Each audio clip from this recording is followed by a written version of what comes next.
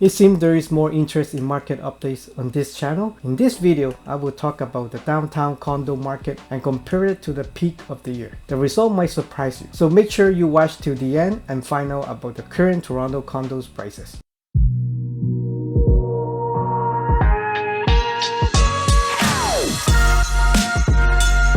Hey there, welcome back to the AV Team Real Estate channel. I'm Antonio, the local real estate agent in the GTA. We are going to take a look at the downtown condo market updates and focus on the highest density area for condominiums. So in today's video, we are going to talk about the Toronto condominiums and the higher density area where there's a lot of transactions. So here in Toronto, we are going to talk about 10 areas that I picked. So this is the Waterfront Community C1, where the main attractions are all here, the landscape like CN Tower, Scotiabank Arena and Stadium and so on. It's also by the Harbourfront. So there's a lot of condominium in this area. The next area we are going to focus will be on the Waterfront Community C8 that is actually adjacent to the Community C1. It's also by the east side of Yonge Street and by the lake. There's a lot of development going on as well in this area. And the next two areas, Bay Street Corridor and the Church Yonge Corridor. This area are the prime Toronto area where universities such as U of T, Ryerson, and also a lot of hospital, financial district. In this area, there's a lot of condominiums that is built there, so a lot of transaction. Following,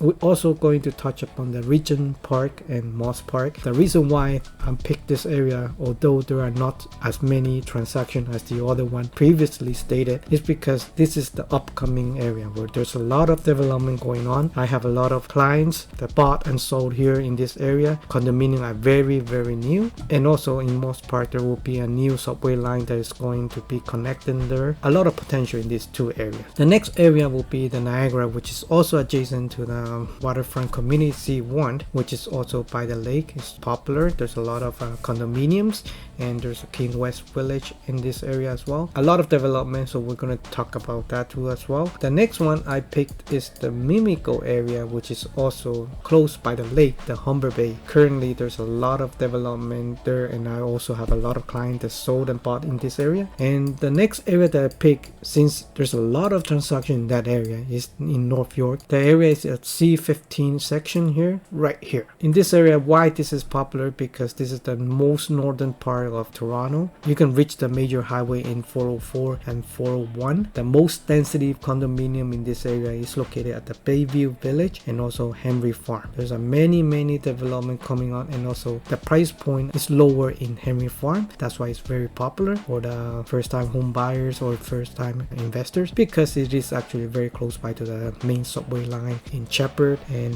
very accessible via highways. Also there's a major attraction in Fairview Mall and Bayview Village as well. Here is the chart that I put up together and extracted from the Toronto Real Estate Board. Hope you appreciate the amount of work that I put out. I just wanted to share some of the terminated and transactions in this 10 area that I just showed earlier in the map. There's a breakdown of the Waterfront C1 district here, the C8 and the Regent Park, Moss Park, Church and Yonge and Bay Street Corridor. In Niagara region, the Mimico, which is by the Humber Bay in the west, and Bayview Village and Henry Farm from North York. I also have the breakdown from January through June. I don't have the data for July yet, and maybe we can do that in the future video. However, just wanted to point out some of the key area I want to show you is that in January, February is the peak of the market in Toronto. Although the condominium wasn't as hot as the freehold properties, but this can also show you that the transaction were the most in January and February, where there's excessive demands. We can see by each region, like the most popular one in C1 and C8 is always the highest density and most transacted condominium area. So you can see in red is the number of sales where we are focusing in this chart right now. In C1 district, there's a 200 plus units that were sold in January and February, and also in March. Also C8, which is at 47, 73 and 62 respectively. The next area, Church, Yonge and Bay Street Corridor, were the most transacted. Moving on to Niagara region, which is also by the lake in the a little bit west of the C1 district. Next following will be in Mimico area, which is on the west side by the Humber Bay. There are 72 and 100 and 129 transactions. And like I said, in Regent Park and Moss is the new up and coming area, so I want to include that to give you a reference. You will see later in the video the value has a little bit surprising. Next, we also have included the North York area by the DVP and 401 area, which has decent amount of transactions.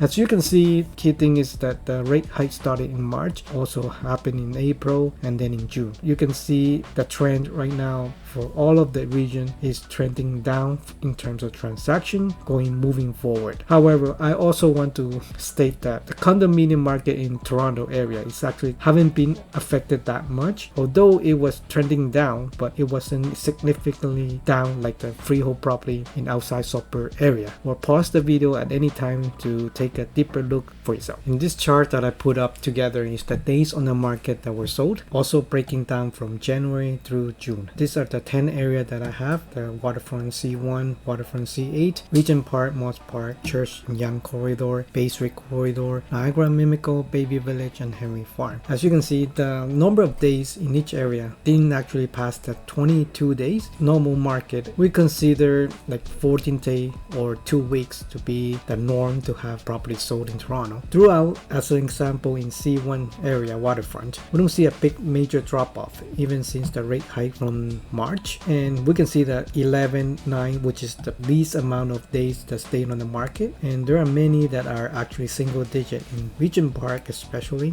Moss Park, it was really hot during the peak time. In area like Niagara was pretty good. This is just an average, so there are properties that could take 60 days or even more than 60 days. Overall, the market wasn't as bad for the condominium in downtown area. Okay, so let's go to the main point of this video is the average price of each of these 10 areas that I selected to see whether they have dropped or not. I'm also going to talk about comparing the prices from the peak of the year in February and compared to the most recent month in June. You can compare it to see whether the price have dropped or not. And let's see in Waterfront right now. So in February, the peak, the average price of the condominium in this C1 waterfront was $821,000, and believe it or not, in June actually the price was almost identical at $822,782, which actually is up by $898 in terms of average price. Now moving on to C8 waterfront, and we have in February the peak was $903,79 compared to June was actually down at $845,000. But there's a drop of $57,000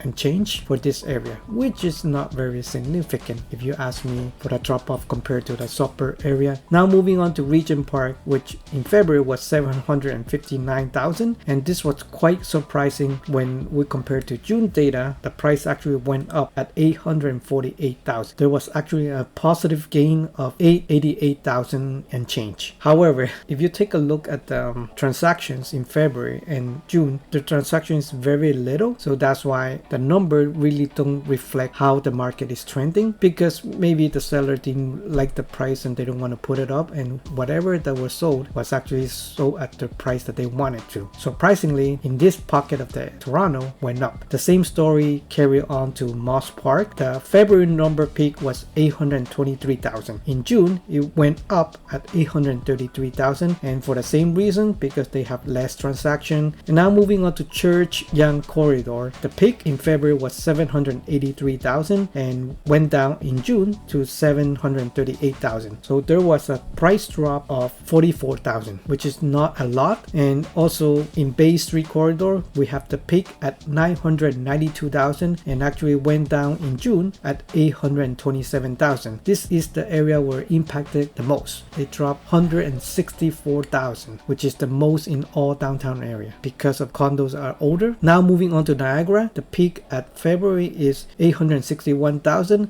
and it's actually dropped from June to $786,000, which is a drop of $74,000 and change. Now moving on to Mimico, the peak was in February at $879,000 and in June at $813,000, which actually there's a drop of $65,000 and change. And now moving on to North York area at Bayview Village, the peak was at $831,000 and in June it dropped to $744,000, which has the drop of $87,000 and change. And finally at Henry Farm, the peak in February was $753,000 and it dropped to $679,000 in June, which has a drop of roughly around 74,000. So in conclusion, I would say that the price dropped from 44,000 and to 80,000 in average, and the most drop was in the area of Bay Street corridor, which is a 164,000 drop. I hope you find this information valuable, since it took me some time to extract the data and put it together in this video. As we all may know, the real estate market has been plummeting for a few months already since the start of the interest rate hike in March. However, this video demonstrates that downtown condos were the least affected by the rate hike, and as a matter of fact, in some pockets remain strong. If you have any questions about the current condo market in downtown Toronto or in any particular pocket that you may be interested in, feel free to contact us. My contact information is in the description below, or use the link to book a call with me. And don't forget to hit the like button and consider subscribing to our channel so that you won't miss any market updates in the future. I hope you have a nice day, and I'll see you in the next video.